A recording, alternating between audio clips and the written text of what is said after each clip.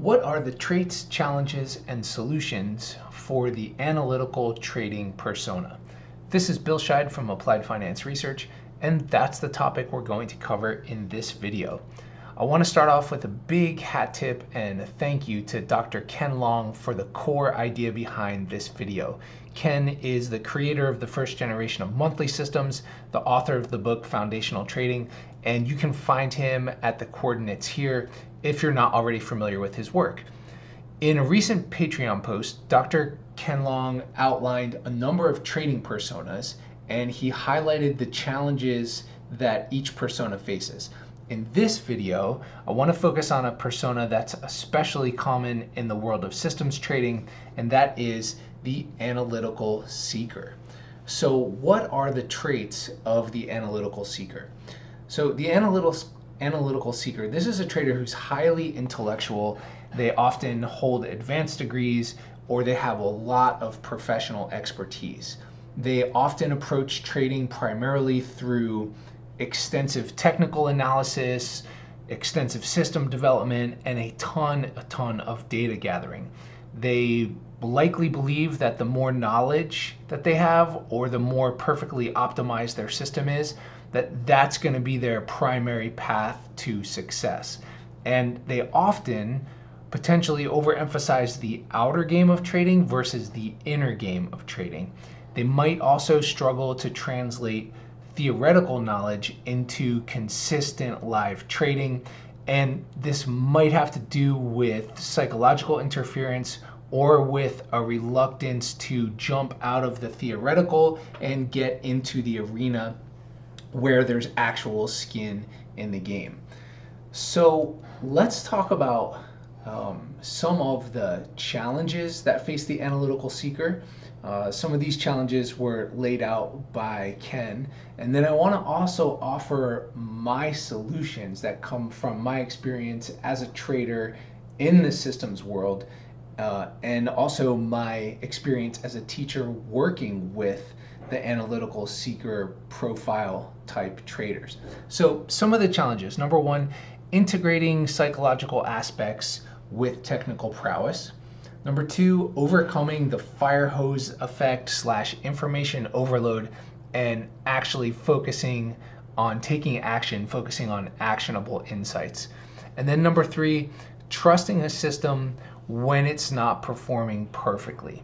So let's take a look now at some solutions to these challenges. So number one, for challenge number one, my suggestion is focus on the psychological and behavioral aspects of trading. Don't get so sucked into systems development, technical analysis, data gathering that you miss this very critical area. That's the psychology and behavioral psychology behind trading. So some helpful practices here are daily reflective trade journaling, documenting and tracking your mistakes, self-awareness and mindfulness practices. There's all kinds of those out there, and self-development work and coaching. In terms of self-development work, Dr. Van Tharp has a lot to offer.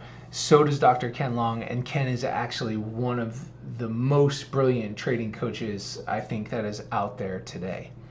Let's take a look at problem number two, and that's overcoming the fire hose effect / information overload. My suggestion here is simplify. So first of all, start off by focusing on a small number of clear and well-defined systems. And maybe you're only trading one system, but perhaps the information overload is you're tracking too many markets or too many symbols. So if that's the case, then focus on a small number of symbols that you can really go deep on. The next one would be to simplify system rule sets. I find that we have a bias in the systems trading world that the more complicated a system is, the better it's going to perform. I actually have the opposite belief. I'm a very strong believer in simplifying and simplifying system rule sets in specifically. And then finally, curate your information input. And here I'm talking about books, teachers, and other media. People try to read every single book that was ever published on the market.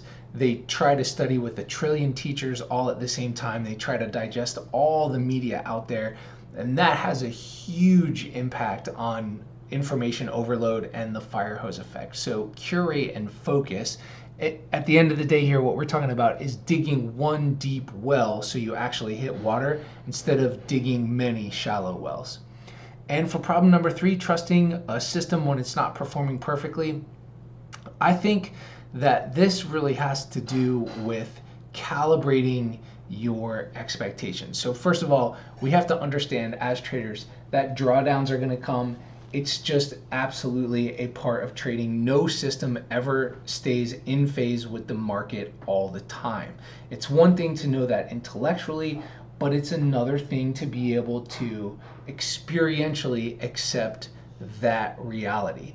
And another area that I think is an important area of understanding is how your specific system is going to perform. For example, if you're trading a trend following system, it's important to understand that trend following systems almost always, not every time, but almost always have a very low win rate, but they make up for that by having a very high win to loss ratio. So if you're trading a trend following system that has, let's say, a 35 or 40% win rate, but that doesn't fit for you as a trader, that could cause some problems trusting your system when it's in a drawdown. On the other hand, perhaps you are trading a mean reversion system. It has a very high win rate, let's say 50 to 60%, but the losses are larger than the wins. If you don't understand that going in, if your expectations aren't calibrated, those larger losses and smaller wins could cause you some frustration. And I think another very important element of trusting your system when it's not performing perfectly has to do with having clearly defined rules for when a system is not working. As you know, in my body of work and all the systems I teach, I have a very specific and very quantitative, clearly defined set of rules. So I know not only when my system is not working, but I also have a very specific set of rules that tells me exactly what to do when I determine a system is not working. So in a way, it's actually, it's a workaround. I don't have to trust a system. I have a quantified statistics-based way to measure when it is and is not working, and I have a very clearly set of defined rules about what to do in that situation. This is Bill Scheid from Applied Finance Research. Thank you very much for watching, and happy trading.